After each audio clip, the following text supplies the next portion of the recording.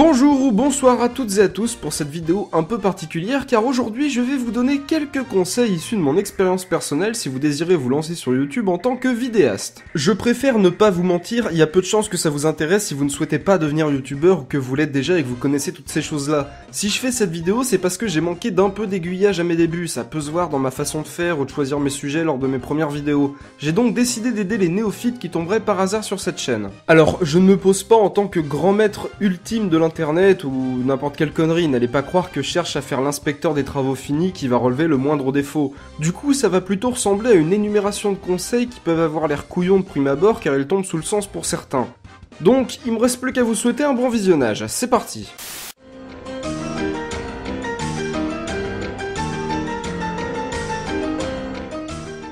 Faire des vidéos pour soi, et non pas pour les autres, ça peut paraître con, mais si vous n'êtes pas satisfait de ce que vous faites et que vous produisez des vidéos dans le but de plaire aux autres ou de gagner votre vie, vous allez lâcher dès le départ. Il faut voir ça comme un loisir et non pas comme une machine à fric ou à popularité. Certains youtubeurs arrivent à gagner leur vie après beaucoup de travail et de persévérance, mais il faut garder à l'esprit que ce n'est pas à la portée de tout le monde. Alors attention, je ne dis pas ça pour être méchant, mais il y a plus de chances que votre rêve vole en éclats s'il tourne autour du succès ou d'un moyen de gagner votre vie. Cependant, rien ne vous empêche de saisir des opportunités dans le cadre du possible et peut-être accéder à votre rêve.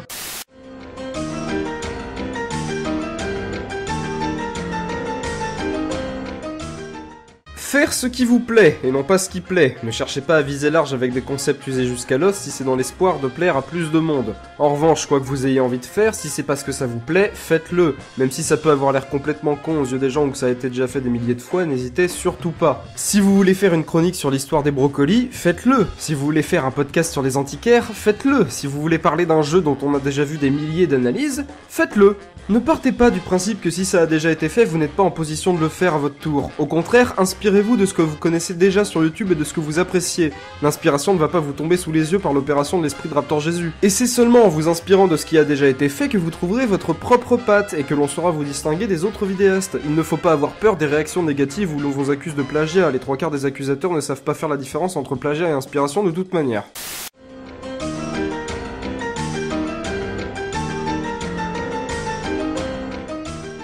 Prendre le temps de bien faire, de façon à être satisfait du temps qu'on a investi dans ce beau bébé tout en pixels qui peut très bien vous avoir pris des dizaines d'heures. Le temps est votre allié le plus précieux, n'hésitez donc pas à faire des pauses dans votre écriture s'il vous manque des idées et de faire un break si la partie technique vous prend des plombes. Personnellement, je regarde des vidéos entre plusieurs plans sur le montage, je bois un café pendant le tournage entre deux prises, je sors prendre l'air quand je retire mal mon texte, etc. C'est en faisant tout dans la précipitation qu'on a le plus de chances de se planter, même si le départ nous semblait frôler la perfection. Et si vous êtes étudiant au collège, au lycée ou à la fac, je tiens aussi à préciser qu'il ne faut pas sacrifier le temps accordé à vos études pour votre chaîne YouTube. Vous devez apprendre à vous gérer, et si vous êtes dans l'optique de vous imposer un rythme, eh bien veillez à ce qu'il soit bien dosé, sinon vous pouvez foirer vos études et vos vidéos.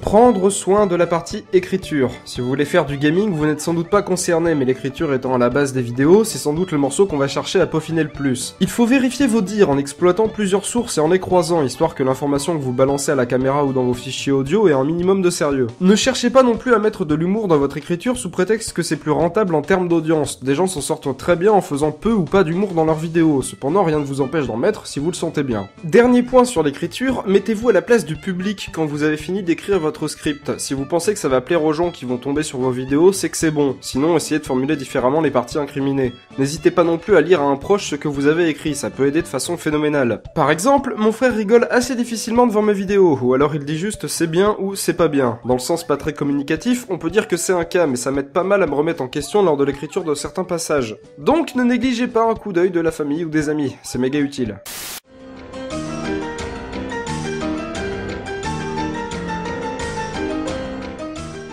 Se débrouiller pour tourner ou enregistrer dans un lieu et à un horaire paisible. J'entends par là éviter au maximum le bruit environnant, ou même un quelconque écho dû au lieu où vous vous trouvez. Si vous avez des parents, des frères et sœurs, votre âme sœur ou même des enfants dans les parages, essayez de vous isoler, ou au pire attendez d'être seul. Réservez-vous un horaire où vous pouvez être peinard pour enregistrer. Si c'est impossible, isolez-vous au mieux.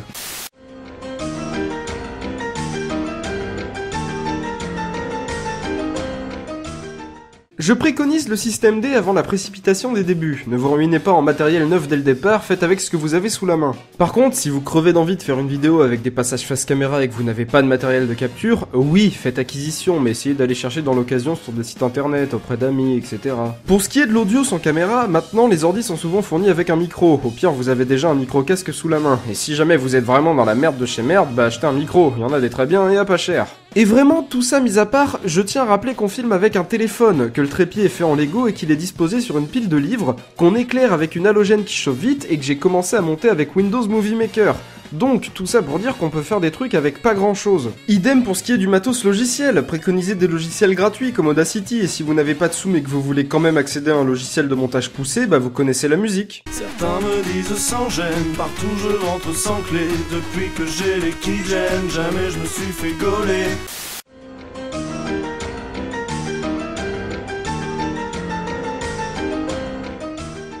Un montage aussi soigné que l'écriture, car c'est dans le montage que votre écriture va paraître limpide aux yeux et aux oreilles de votre public. Pour cela, vous allez devoir monter vos vidéos comme si vous vous adressiez à quelqu'un, comme si on était dans une conversation en somme. Pour en mettre une couche sur l'écriture, ce que je préconise, c'est de s'imaginer chaque plan au fur et à mesure dans votre écriture. Essayez d'imaginer le produit final de vos rêves et de retranscrire au mieux cela dans l'écriture, puis dans le montage. Il ne faut pas voir le montage comme une étape chiante du processus de création d'une vidéo. Au contraire, vous pourriez être surpris par le fait que beaucoup de vidéastes y trouvent un plaisir immense, car c'est de cette étape finale qu'est le montage qu'aboutit votre vidéo et que l'on est fier de ce que l'on fait. Le montage est là pour servir vos idées, votre vision des choses, vous devez lui apporter un soin bien particulier car c'est lui qui va laisser une empreinte dans la mémoire des spectateurs. Il est là pour appuyer vos propos, comme les cuts d'une scène d'action qui donne une impression de cohérence à un combat.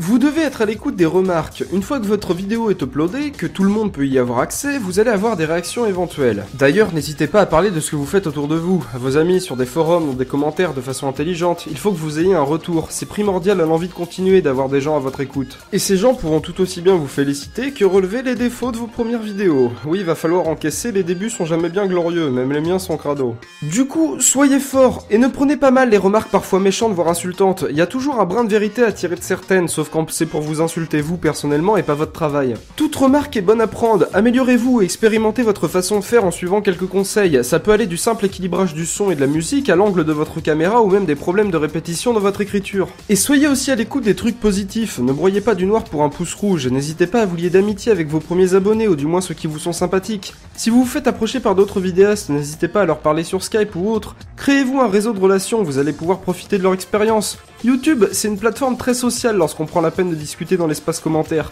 Et il suffit parfois de quelques touches pour rencontrer des super copains.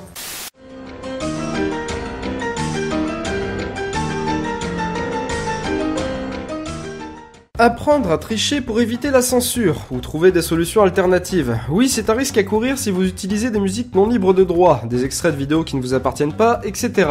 Alors, pour tricher, vous pouvez inverser l'image, accélérer ou décélérer légèrement le rythme des bandes son, etc. Mais évidemment, le plus simple est pour ce qui est des musiques d'utiliser quelque chose de libre de droit. C'est pourquoi je vous conseille le site incompetech.org où vous trouverez sans doute votre bonheur dans les musiques de fond. Apprenez également à bidouiller avec vos logiciels pour contourner le bot de YouTube. Par exemple, mon premier BYT portait sur une vidéaste qui a déposé des droits sur ses vidéos. Je ne le savais pas, je me suis fait gauler et la vidéo a été supprimée. Donc veillez bien à quoi vous avez affaire en termes d'image et de son, ça vous évitera de mauvaises surprises.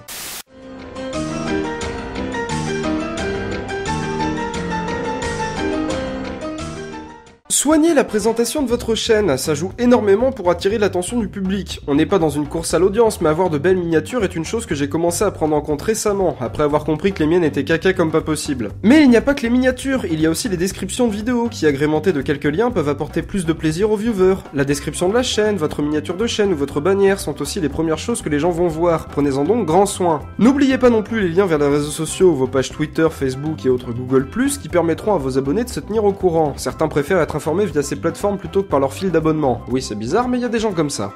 Résumons donc les 10 points. Faire des vidéos pour soi, faire ce qu'on a envie de faire, prendre son temps, soigner l'écriture, aménager son espace de travail, faire avec ce qu'on a sous la main, soigner son montage, être à l'écoute des remarques et stimuler ses remarques, savoir tricher et soigner l'apparence de sa chaîne. C'est sûr que le tout balancé comme ça va paraître pour certaines personnes comme quelque chose d'évident, de naturel, et qu'il faut être le dernier des cons pour ne pas s'en être rendu compte. Malheureusement, je regrette que beaucoup de ces conseils ne m'aient pas été prodigués à mes débuts, début, mais c'est en se cassant la gueule qu'on apprend. Certes, j'ai eu quelques mains tendues, et je remercie tous les gens qui ont pu m'aider dans cette entreprise difficile mais passionnante qu'est YouTube. Alors si j'ai moi-même pu aider quelqu'un avec mes quelques menus conseils, vous m'en verrez ravi. J'ai plus tellement le temps de mettre un commentaire long et constructif sur des chaînes que vous pouvez m'envoyer, je m'en excuse. Cette vidéo ne comblera sans doute pas les attentes de vidéastes qui ont besoin de conseils plus approfondis, mais j'espère cependant qu'elle aidera ceux qui aspirent à de nouvelles perspectives de loisirs. C'en est donc fini pour cette vidéo, je vous souhaite donc une bonne journée, une bonne soirée, un merveilleux jour de fête si vous regardez ça lors d'une date spéciale du calendrier, et si c'est le cas, ne mangez pas trop sinon vous allez avoir mal au ventre.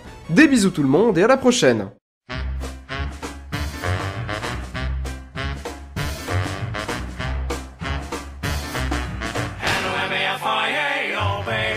Welcome, welcome, generous friends. Days and weeks and tokens to spend. We're just regular businessmen, just you and me and Teddy Bear. Teddy Bears is oodles of fun, slots and sandwiches and poker and guns. And look, no mobsters, nary a one, with you and me and Teddy Bear. Not mafia, no. Mafia mug. We're mafia free. But mafia, please. No shady leaves upon the family tree. J. Edgar Hoover always insists, organized crime just doesn't exist.